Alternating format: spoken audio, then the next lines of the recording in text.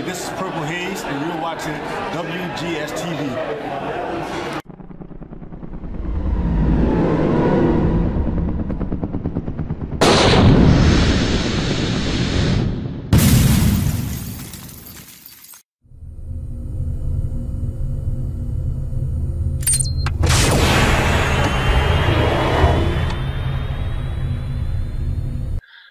Hello everyone, welcome to another installment of WGS-TV right here on YouTube.com/WrestleGamer and ZFX-TV.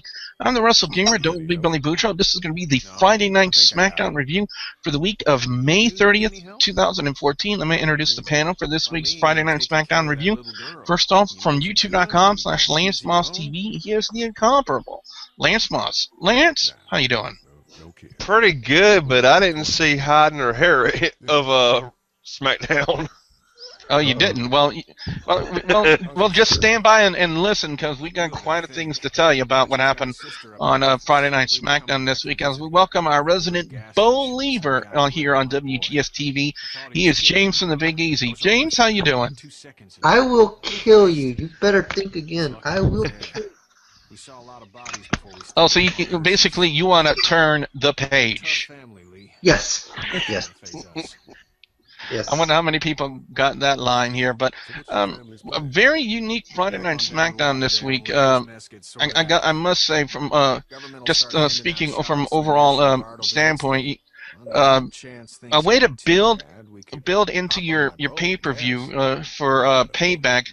One thing I found really odd about the show is the fact they build their main event as being a last man standing match, Bray Wyatt taking on Jimmy Uso, just based on what happened on main event the past Tuesday with the Wyatts attacking Jimmy Uso on the floor, and apparently Luke Harper decided to do his best impersonation of a referee and started counting very slowly to 10. So that's pretty much why they started with this. But we started out SmackDown with the Shield coming out to cut a promo for their match against Evolution at Payback. Some very harsh words, I must say, but like I said, right now the Shield top of their game, James, and right now possibly with Daniel Bryan being out, probably right now the only reason why people would probably want to see Payback is because of Shield and Evolution. Not to insult the rest of the card, but it's just, you know, right now one of the main storylines that's going on with the card right now. Exactly. The fact is that WWE is building this as one of their main top feuds. Especially after what happened at Extreme Rules with that awesome match. This is it's just been basically, you know, hyping up more and more about this no holds barred elimination match, and you know, this one's gonna be intriguing. Lance, let me ask you this question: with Shield and Evolution being probably the only real selling point for Payback, do you think that it can actually work for WWE? Can this be a big selling point to get into those buys they would need for Payback? Well, the one problem they had, they started the push for this pay-per-view way late. Reminds me of what was it, Sacrifice from TNA that they barely had any build up for? Pretty much. You can I don't give a damn if it's Vince or not. You cannot build a pay-per-view like that. Yeah, I gotta agree with Lance. I gotta agree with you on that point. And, you know, especially when the WWE as the Payback commercial comes on my TV. Well, also the main thing is, well, I talk about Payback in a minute. Okay. Opening matchup we had this week was Kofi Kingston and Cesaro. I gotta say, great opening match. It did not disappoint, especially the finish, James, with Kofi going for his springboard crossbody, but he ends up being countered by Cesaro with the Cesaro uppercut. So Cesaro picks up the victory, but and a direct statement to Sheamus, Cesaro hits the neutralizer on Kofi. I gotta say, a good, strong way to start out Friday Night Smackdown, James. What are your thoughts? It is a very strong way to, you know, And Cesaro, you know, I've been watching Cesaro like for the last few months, even on like his NXT and like, especially NXT Arrival when he had the match with AMT. He's always a great person in the ring, and the fact that they're building this helps build the United States title match, because really, when's the last time WWE even have a good United States title build-up going into a pay-per-view match? You bring up an interesting point there. So let's also throw that out to the viewers and subscribers. If you can think of one of the last really good builds WWE did for the United States, for any United States Championship match, in your mind, what would that match be? What was that match, and why do you feel it was one of the best builds for the United States title in the WWE? As we go next to the Divas champion Paige taking on Tamina, Snuka, and Alicia Fox decided to roam around ringside taking selfies. Where is Alicia Fox going? If she's gonna be with Tyler Breeze now, apparently, taking selfies. Well, WWE did finally give a name now. For the weeks we've been calling Paige's submission hold, the Scorpion Crosslock, but they finally announced it as the PTO. I think what stands for Paige Tap Out or something like that. Something to that extent. I had to double check that. I really don't understand it, but I kind of understand it at the same time. I had to look that up though. Well, anyway, Tamina Snuka ends up having to give it up, being locked in the PCO. So Paige is your winner, but she wasn't really a fan of what Alicia Fox was doing, especially prancing around with her Divas Championship title.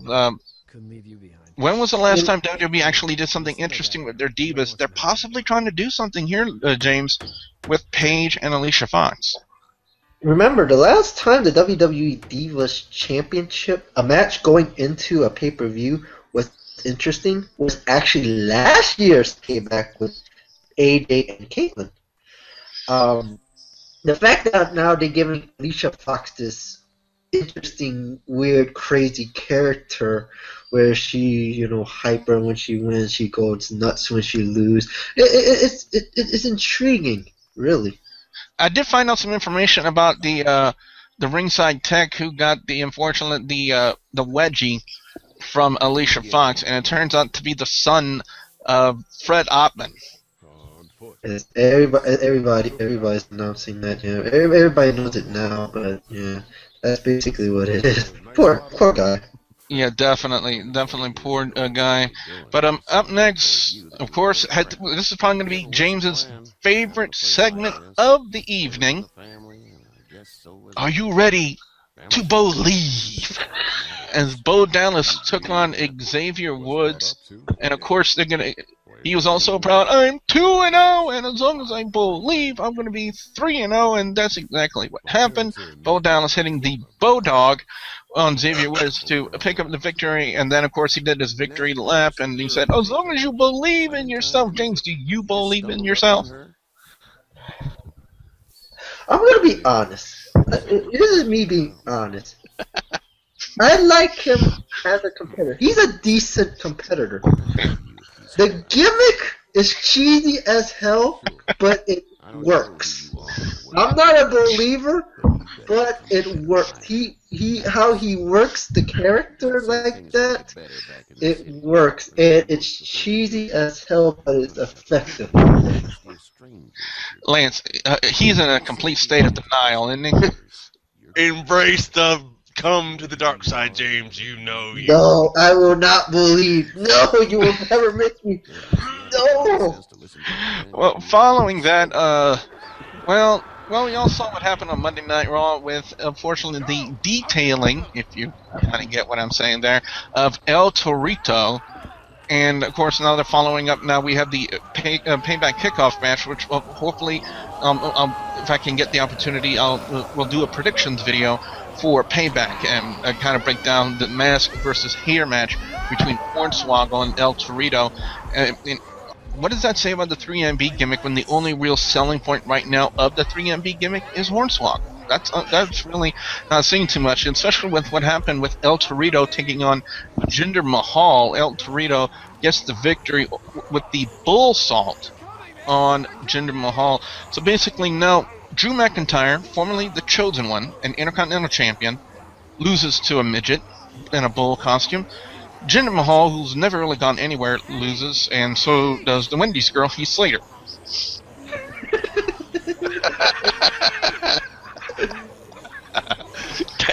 Damn.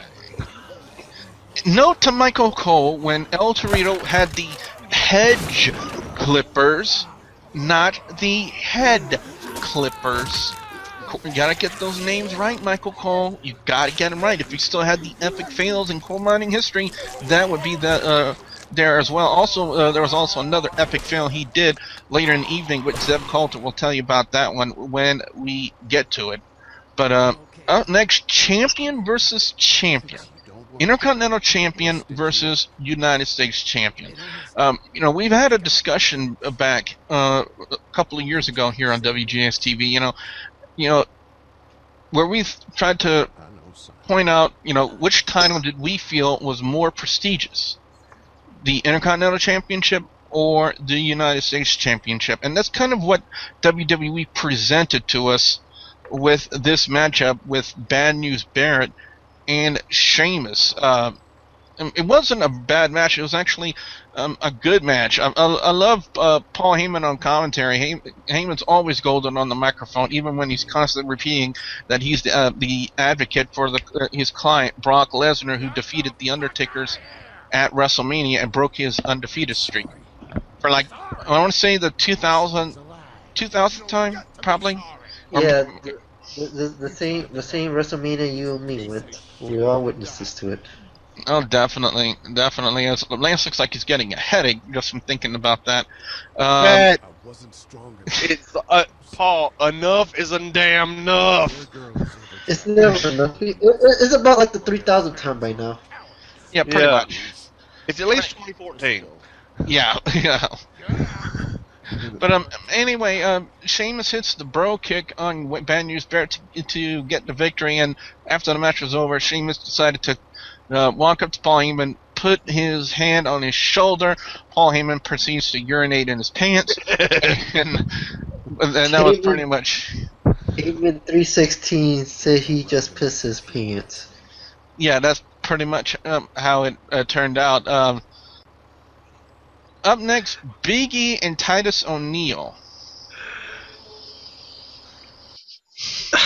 I think, James, in my opinion, I think the only reason why they did this was to put over the match they just announced on Friday Night Smackdown for the pay-per-view this Sunday of Big E taking on Rusev. Rusev coming out to distract him with the Russian flag, but it didn't work. Big E gets the victory. And do you kind of agree with that sentiment that they only did that to put over the Rusev-Big E match?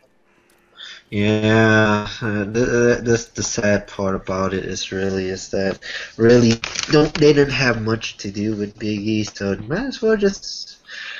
I mean, that's your only way. You have to sell mostly every match that you have on the pay-per-view. That includes your this match that was just made today. Yeah, definitely. Up next, we had a matchup that I thought would have happened at Payback, but they did it here on Friday Night Smackdown, and that's Adam Rose with the Exotic Express.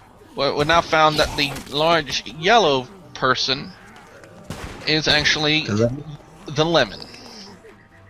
And I always thought he was like a sun or something, but now we find out he's the Lemon. I thought first looked at him, I thought he was a star. I thought I saw a dude in a Wonder Woman costume. And we can't just let people die either.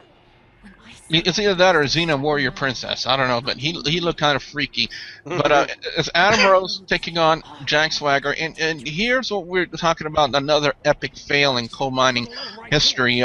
He's bringing up what happened last week to Zeb Coulter, who was on commentary, and instead of calling him Mr. Coulter throughout those two segments, he was calling him Mr. Swagger.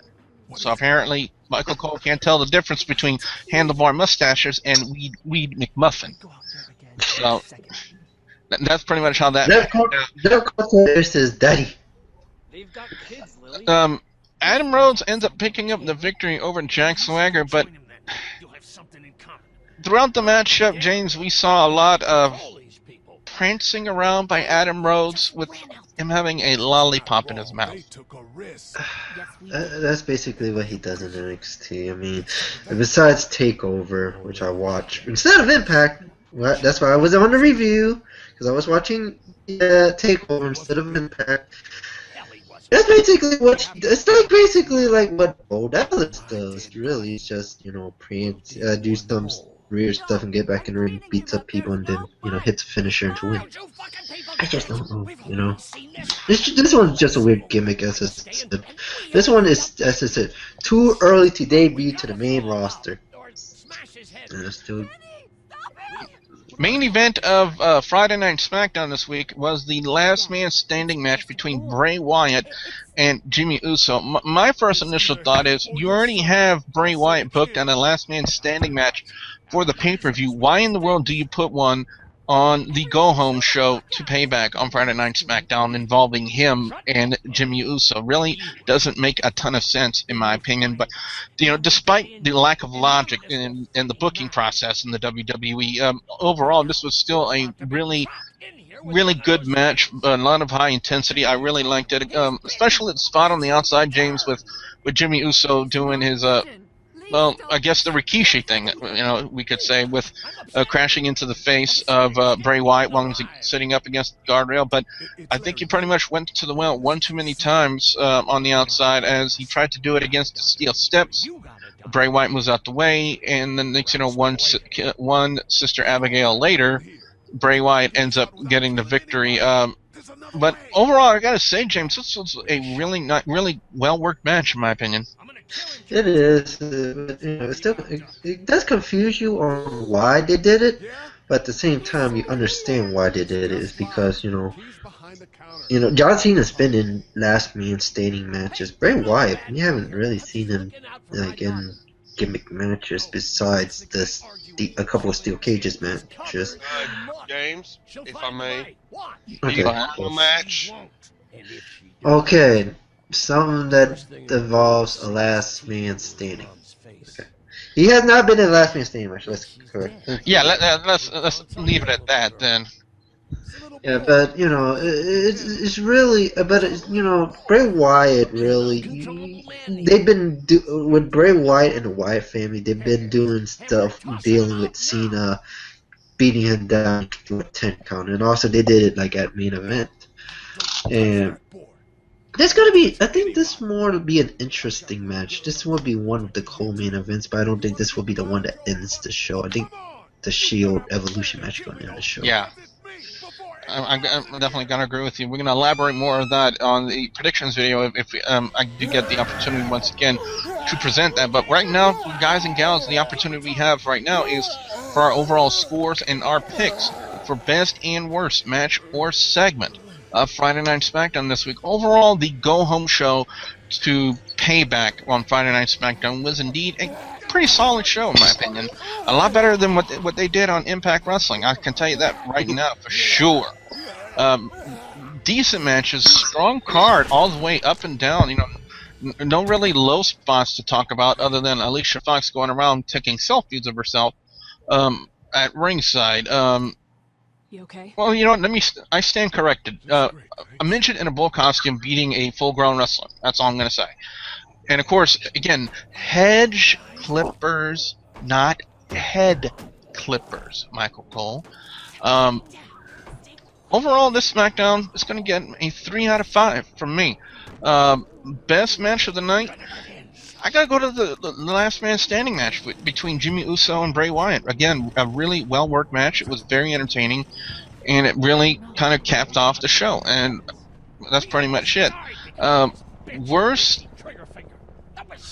I gotta go to... Even though there's a lot of comedic entertainment value when it comes to the usage of El Torito, seriously, a 90-pound midget doing a moonsault on a full-grown guy, and the guy can't get up? Really? Really. So I gotta go worse on that one. You know, with honorable mention to Michael Cole not only screwing up the name of Hedge Clippers with Head Clippers, but not knowing that he was sitting next to Handlebar Mustache instead of the McMuffin. So, that's pretty much going to be it for me. James, what about you? What's your overall score and your picks for best and worst match or segment of Friday Night Smackdown this week?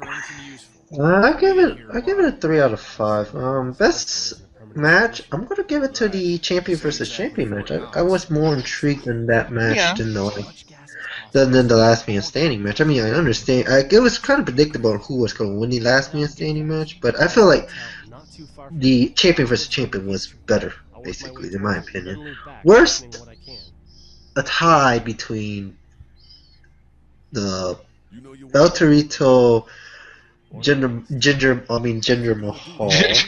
He's not a redhead. Yes. I know I did that on purpose, though. And as the ESPN general manager. And also, my other one is Big E and Titus. I just don't know. Let's spell why the hell we have this match. Titus. Why? Alright, on that note, guys and gals, what we want to know now from you guys out there, the viewers and subscribers, your thoughts on Friday Night Smackdown this week. What are your overall scores? What are your picks for best and worst match or segment of Friday Night Smackdown? Your reactions to the last man standing match with Bray Wyatt and Jimmy Uso. Which title do you guys feel is more prestigious? The Intercontinental title or the United States title? We definitely want to hear from you guys out there. Be sure you put your comments in the comment section below. Don't forget to like and favorite this video. Lance, what can fans expect to see when they come visit your channel over on youtube.com/LanceMossTV? Album reviews, NASCAR discussion videos, redneck gourmet cooking videos, a little bit of guitar work, and whatever else pops in my head. Please subscribe. If you hadn't, why not? And guys and gals, he is a true and blue believer in the Huda Temple over on iVlog. He's James of the Big Easy. James, you got anything coming up? You are despicable. Do I look like Daffy Duck to you? Yes, you are. Yes, you do. Oh, God. Before I just do this. Anyway, I'll be on iVlog.tv. That's iVlog.tv/user/Fatboy504. Do game shows, games, talk about sports, talk about wrestling. It's gonna be very interesting with Payback with the fact it's in Chicago and CM Punk is gonna be at the hockey game if it goes to Game 7. Alright guys and gals, don't forget to like the Facebook page, facebook.com/WGS-TV, and don't forget to please subscribe to youtube.com/WrestleGamer and youtube.com/ZFXTV Network if you haven't already. So for the incomparable Lance Moss from Lance Moss TV and James from the Big Easy, I'm the Wrestle Gamer. Don't Bully Bujo saying, don't be a apple, be a believer. Quack, quack. No. It's don't be a believer, be an Oksana fan. Wait, what? Oh, God. Back on her.